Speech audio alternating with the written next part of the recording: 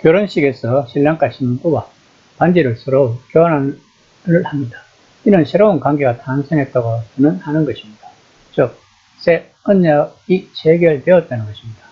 반지는 언약의 표시이며 봉인입니다. 반지는 계속해서 이어질 끊임없는 사랑을 말해줍니다.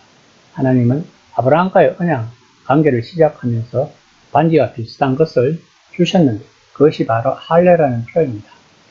4장 9절입니다. 그런즉 이 복이 할례자에게냐 혹은 무할례자에게거냐 무릇 우리가 말하기를 아브라함에게는 그 믿음이 의로 여겨졌다 하노라.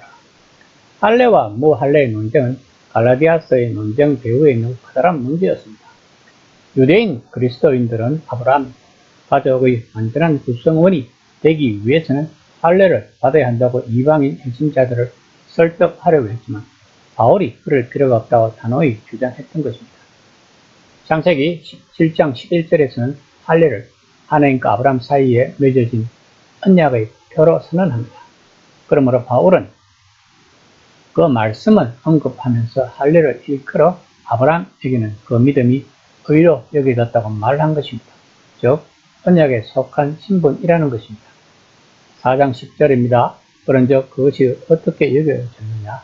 할례시냐 무할례시냐? 할례시가 아니요 무할례시니라. 아브라함은 창세기 15장에서 하나님께 어렵다함을 즉 징계를 받았고 17장에서 할례로 그 언약을 인친 것입니다. 그 기간이 14년입니다. 다시 말하면 할례 자체는 아브라함에게 아무것도 아니라는 것입니다. 할례는 그에게 그 약속을 인친 것입니다. 아브라함이 하나님께 어렵다함을 받는 순간에도 할례를 받지 않았고 또한 그 상태로 14년간을 이어갔다는 것은 아브라함 가족에 속하는데 할례가 필수라고 주장할 수 없다고 바울은 말하고 있는 것입니다. 우리들은 아브라함이 어렵다함을 받은 첫 번째 사람이라고 생각하면 안 됩니다.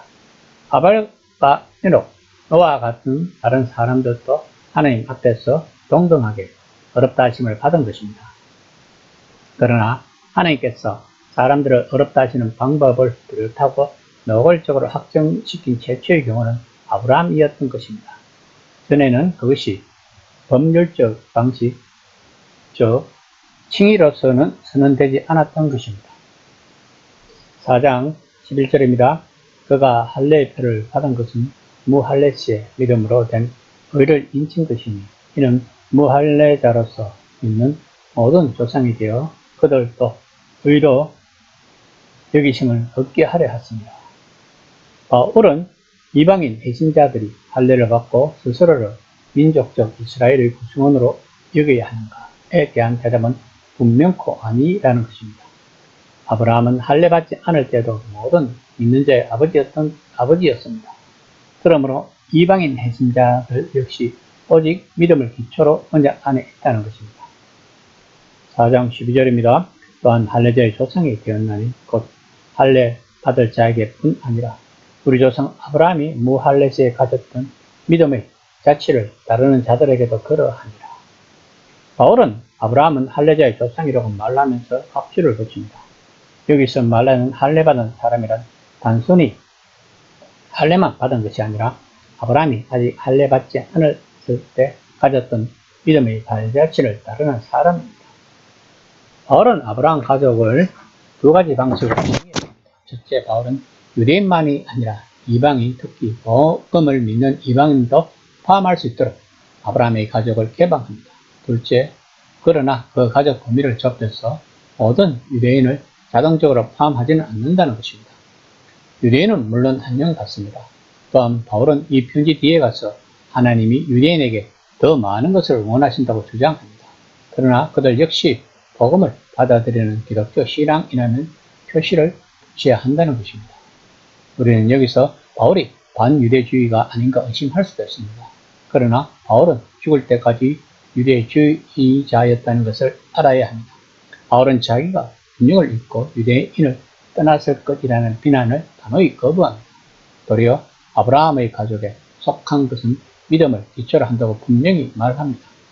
여기서 그가 말하는 믿음은 곧 예수님과 한 분이신 참 하나님의 위대한 언약 갱신 행위인 예수님의 부활에 초점을 맞추는 그런 믿음을 말합니다. 이런 바울 덕분에 초대교회에서는 하나님이 이스라엘을 재정의하시고 언약 갱신을 가져오신다는 인식을 가지고 있었던 것입니다. 교회는 모든 사람들이 돌아올 수 있도록 문이 활짝 열려 있어야 합니다. 그러나 교회 구성원이 되는 자격을 규정하는 특징은 분명히 선언되어야 합니다. 그것은 예수님이 주님이시며 하나님이 예수님을 죽은 자 가운데서 살리셨다는 믿음을 가져야 한다는 것입니다. 그러나 복음은 하나님을 신뢰하지 않는다면 받아들이지 못합니다. 다시 말하면 하나님을 인정하지 않고 사랑하지 않는 복음, 즉 예수님이 우리들의 죄를 위하여 십자가에 죽으시고 3일 만에 부활하셨다는 사실을 믿지 못한다는 것입니다. 이런 복음을 믿는다는 것이 성령님이 역사하신 것입니다. 우리들은 항상 명심해야 합니다. 율법적인 행위로는 구원을 받지 못한다는 사실. 구원은 믿음의 결과물이라는 것을.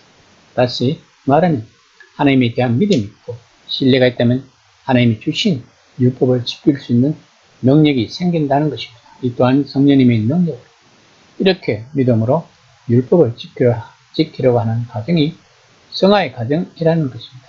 즉 구원을 받고 있는 중이라는 것입니다. 이 시간에 한번 생각해 봅시다. 나는 과연 성화의 과정을 잘 가고 있는지를.